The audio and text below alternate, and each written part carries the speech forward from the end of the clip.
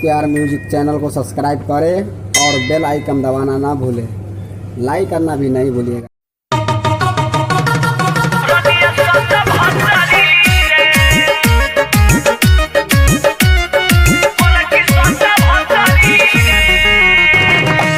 माँ Ambe recording studio आमी। पैसे चीनी मोबाइल हो सैया वीवो पर छाइल हो शेयर वीडियो करे आइब हो आज राती के लाइव हो। ए सुन तारू पैसे चीनी मोबाइल हो सैया वीवो पर छाइल हो शेयर वीडियो करे हो आज राती में लाइव हो। पिया के पीछे पड़ल बारी ढेर लड़की कुपतरी रे। पिया के पीछे पड़ल बारी ढेर लड़की कुपतरी रे। ब्यूटी रूपली अमर पली मुस्कानावा रमिया सत भतरी रे।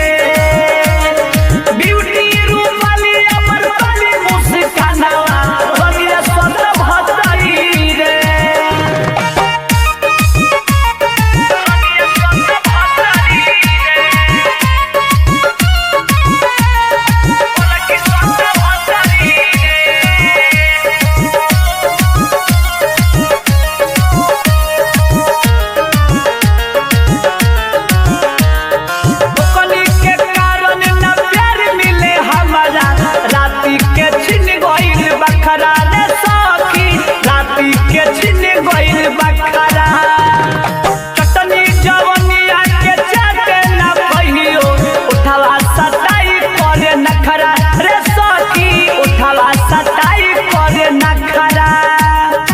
उठावा सटाई करे नखरा बुकनी के कारण न प्यार मिले हमारा राती के छिन गइल बखरा रे सखी राती के छिन गइल बखरा।